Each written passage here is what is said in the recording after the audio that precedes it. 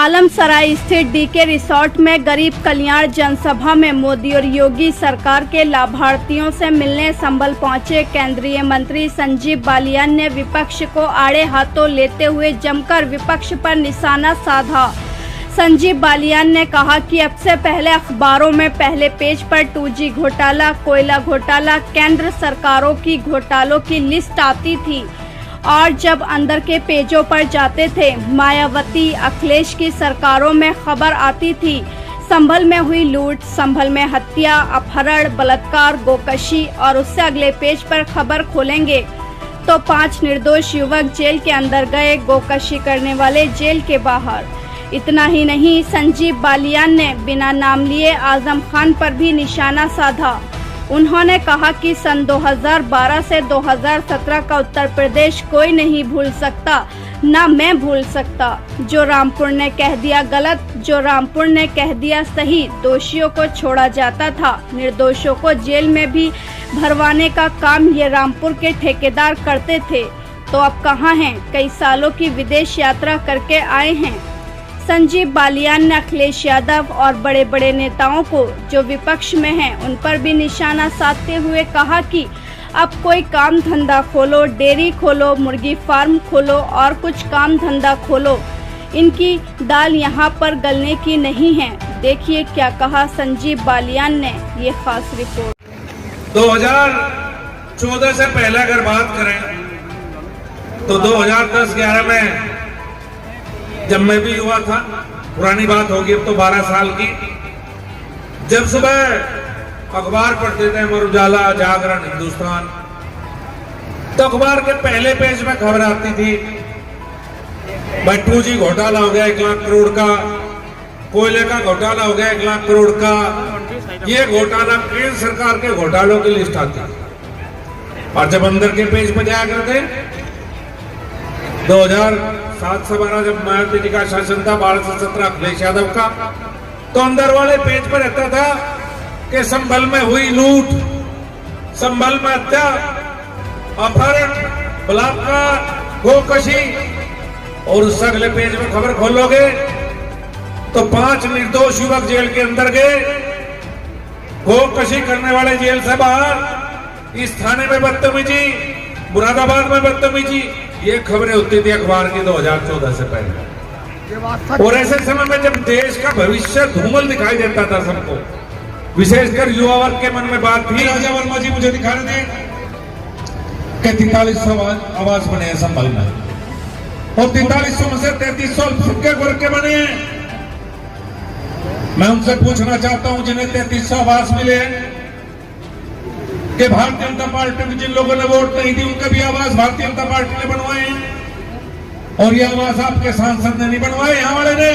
कभी किसी के बहम हो कि समाजवादी पार्टी के सांसद ने बनवा दिए, ये आवास नरेंद्र मोदी और योगी आदित्यनाथ ने बनवाए, यहाँ के विधायक सांसद ने बनवाए। उसके बावजूद भी मुझे दुख है, मैं इसी महीने में दूसरी बार आया हूं संभल में, कि संभल में हमारा सांसद नहीं, इतने बेहतरीन हमारे प्रत्याशी थे, आपके बीच में बैठे हैं, आज भी जनता के बीच में काम करते हैं और इन्हें हरा के आपने जिसे सांसद बनाने का काम किया उसकी पहली की उपलब्धि हो बता दो। और अब तो कुछ उपलब्धि करने लायक हो रहा ही नहीं।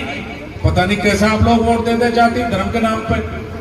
4 में से मात्र 1 विधायक है संभल में हमारा, उसके बावजूद कोई भेदभाव नहीं है। एक बहुत बड़ा वर्ग ऐसा है जिसे लाभ नहीं चाहिए,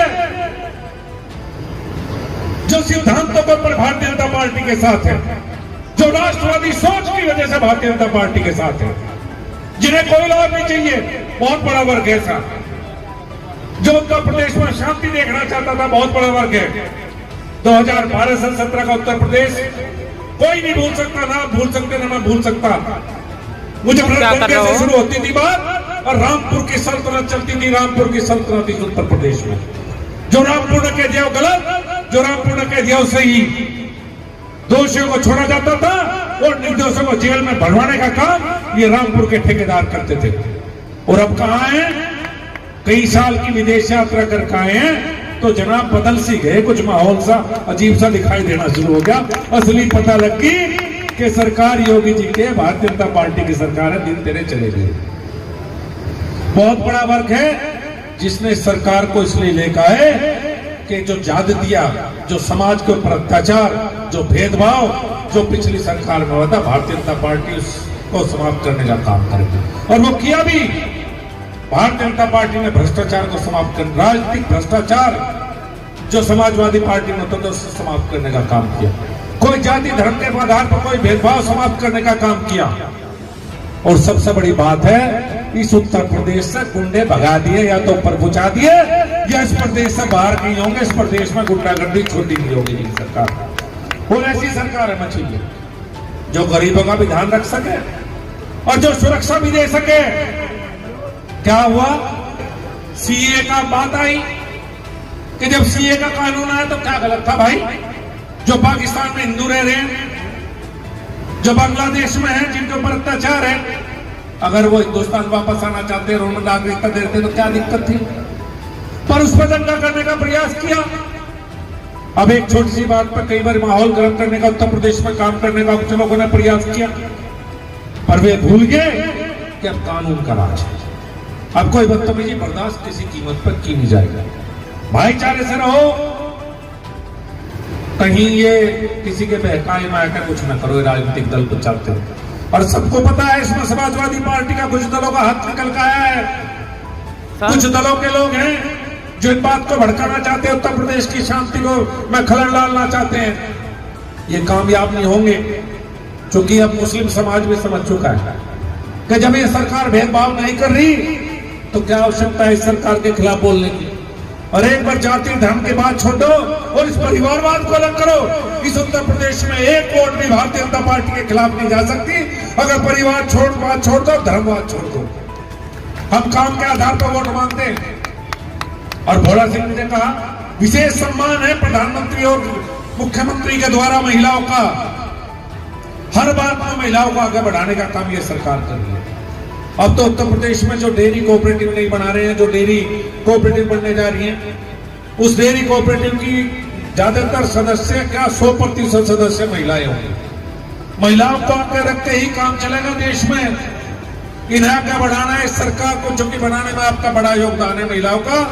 तो ये सरकार आपके पीछे पीछे चलेगी, आगे बढ़ाने का काम महिलाओं की सरकार करेगी। आज के दिन एक विशेष बात है जिसे लेकर आदरणीय प्रधानमंत्री भी आगे बढ़ रहे हैं, वो है इस पूरे देश की राजनीति से परिवारवाद का खात्मा।